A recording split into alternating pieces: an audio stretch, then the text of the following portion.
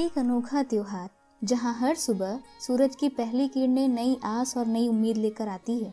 एक ऐसी पूजा जिसमें ना मंदिर है ना ही पुजारी, है तो सिर्फ विश्वास, पवित्रता और माँ के हाथ से चढ़ाया हुआ अर्घ। ये फेस्टिवल जो इंडिया के टफेस्ट फेस्टिवल में से एक माना जाता है, छठ पूजा, वो त्योहार जहां सूरज के उगते और ढलते दोनों समय पे अर्घ दिया जाता है और खुद भक्तों द्वारा पूजा संपन्न की जाती है। लेकिन क्या रीजन है कि लोग 4 दिन तक एक्सट्रीम डिसिप्लिन को फॉलो करते हैं?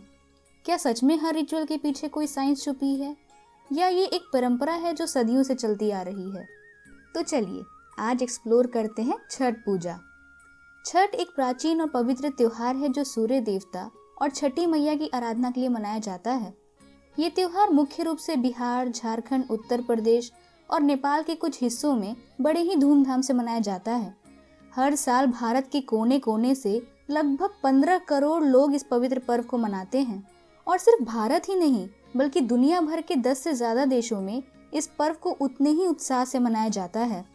छठ संस्कृत के षष्ठी वर्ड से आया है जिसका अर्थ है छठा दिन। ये त्योहार कार्तिक महीने के शुक्ल पक्ष के छठवें दिन शुरू होता है और 4 दिन तक लगातार चलता है।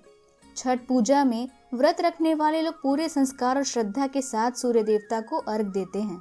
ये आराधना इतनी पवित्र होती है कि इसमें भक्त और देवता के बीच कोई मध्यस्थ नहीं होता। घर के छत या नदी के किनारे सब कुछ व्रती खुद अपने हाथों से करते हैं, जहाँ शुद्धता का विशेष ध्यान रखा जाता है। लेकिन क्या आपको पता है, इस त्योहार की शुरुआत हजारों साल पहले वैदिक काल में हुई थी, जब लोग सूरज देवता की शक्ति और प्रकाश को सबसे बड़ा वरदान मानते थे। ये त्योहार उन सभी कहानियों से जुड़ा है जो महाभारत और रामायण जैसे महाकाव्यों में मिलती हैं। कहा जाता है हर अंधकार के बाद एक नई रोशनी जरूर आती है। पुरानी कथाओं के अनुसार एक समय ऐसा भी आया जब पांडव अपना सब कुछ, राज्य, धन, यहाँ तक कि अपना गौरव भी जुए में हार गए। तब द्रौपदी और पांडव ने सूर्य देवता को अर्घ दिया, श्रद्धा और विश्वास के साथ पूजा की। इसके फलस्वरूप उनकी मनोकामनाएं पूरी हुई और पांडवों को अपना राजपाट वापस मिल गया। बिहार के समस्तीपुर जिले के उजियारपुर क्षेत्र में स्थित है एक छोटा सा गांव भगवानपुर कमला, और इसी गांव के पास स्थित है एक पवित्र स्थल देवखल चौर। मान्यता है कि अज्ञातवास के समय द्रौपदी ने इसी देवखल चौर में खड़े होकर सूर्य देवता को अर्घ दिया और वहीं से छठ पूजा का एक पवित्र अध्याय शुरू हुआ। हर साल छठ पर्व के अवसर पर यहाँ हजारों श्रद्धालु उम्मीदें लेकर आते हैं और उसी परंपरा को निभाते हैं जो द्रौपदी ने कभी विश्वास से शुरू की थी। रामायण में भी जब श्री राम 14 साल का वनवास पूरा करके अयोध्या वापस आए तो उन्होंने रावण वध के पापों से मुक्ति पाने के लिए राजसूय यज्ञ कराने का संकल्प लिया।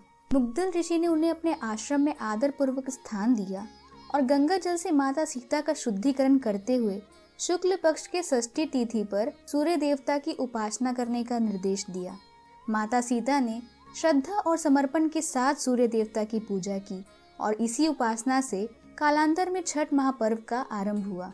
पुराणों में छठ पर्व की शुरुआत और महत्व को लेकर इस तरह की कई कथाएं मिलती हैं, लेकिन राजा प्रियव्रत से जुड़ी छठ पर्व की कथा सबसे ज्यादा प्रचलित है।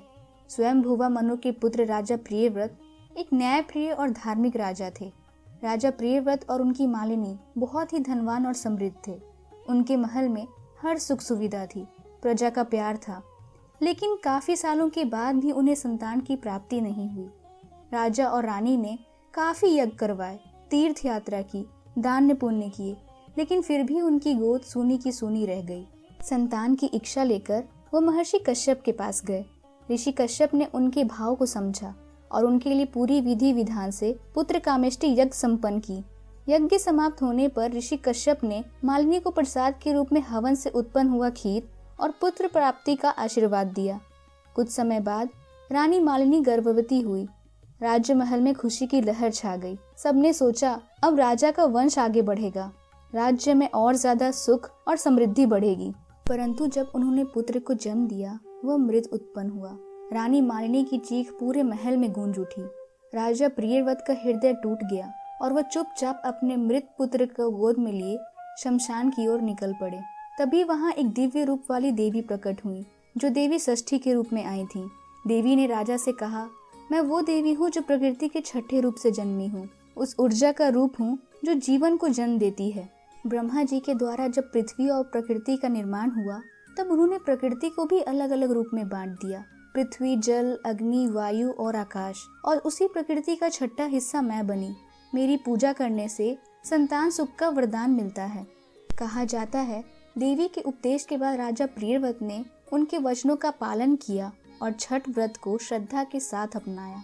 पूरी तपस्या, नियम और समर्पण के रूप में उन्हें संतान की प्राप्ति हुई और इसी से प्रारंभ हुआ वो व्रत जो समय के साथ एक महान लोकोत्सव बना, छठ महापर्व। 4 दिन तक चलने वाला ये महापर्व नहाए खाए से शुरू होता है।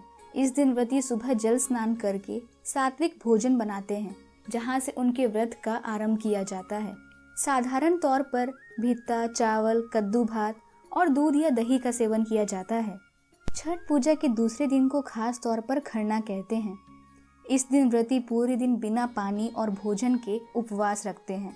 दिन भर की कठिन तपस्या के बाद शाम को सूर्य देवता की पूजा की जाती है। इस दिन की सबसे विशेष वस्तु है गुड़ की खीर।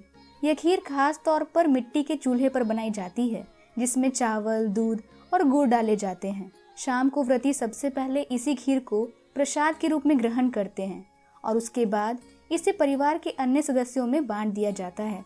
खीर के साथ साथ सोहरी, जो एक प्रकार की रोटी होती है, प्रसाद के रूप में दी जाती है और यहीं से 36 घंटे तक चलने वाले निर्जला व्रत की शुरुआत की जाती है। तीसरे दिन को सबसे पवित्र दिन माना जाता है।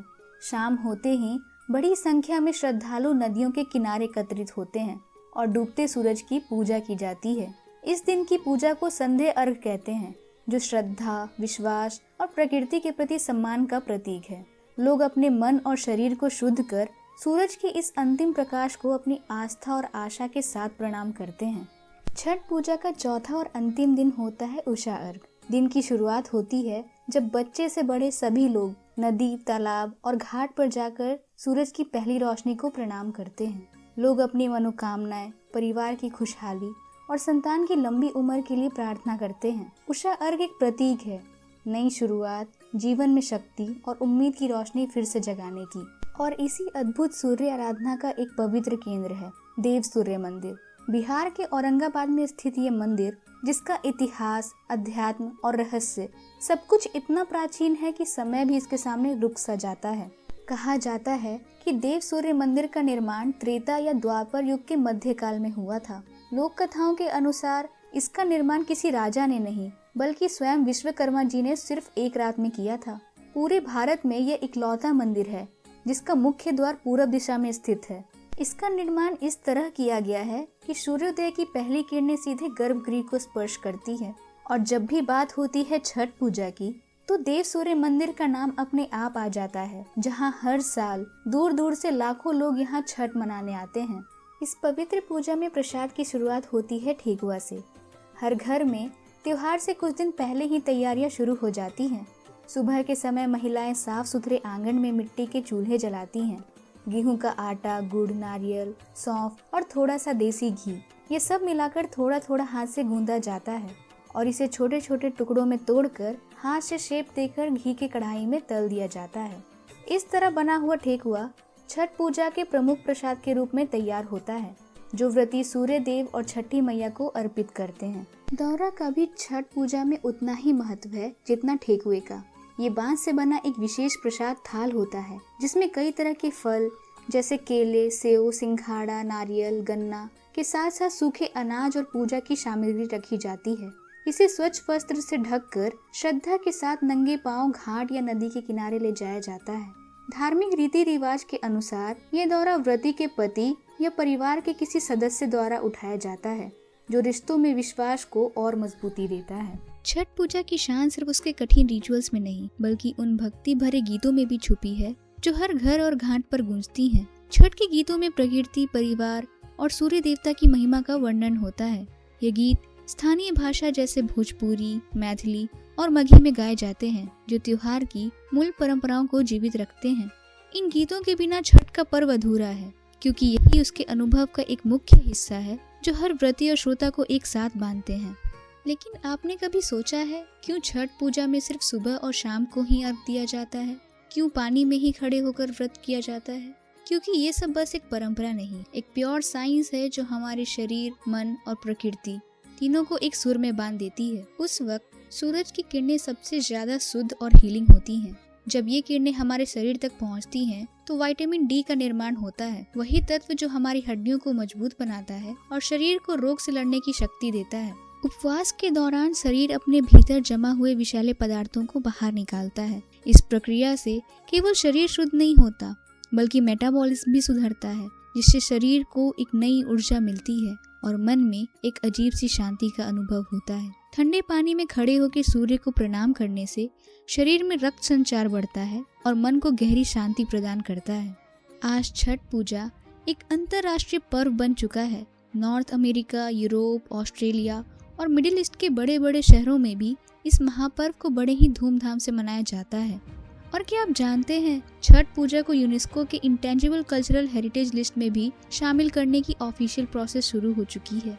सोचिए, हमारी देसी परंपरा जो हमेशा से हमारे करीब रही है, अब दुनिया भर के सामने अपनी अलग पहचान बना रही है। छठ पूजा को ग्लोबल स्तर पर मनाए जाने से हमारी आध्यात्मिक विरासत, सांस्कृतिक गहराइयाँ और प्रकृति के प्रति सम्मान को विश्व भर में एक नई पहचान मिलेगी। आपकी छठ पूजा कैसी रही, कमेंट्स में हमें ज़रूर बताइएगा। फिर मिलेंगे एक नए सफ़र के साथ।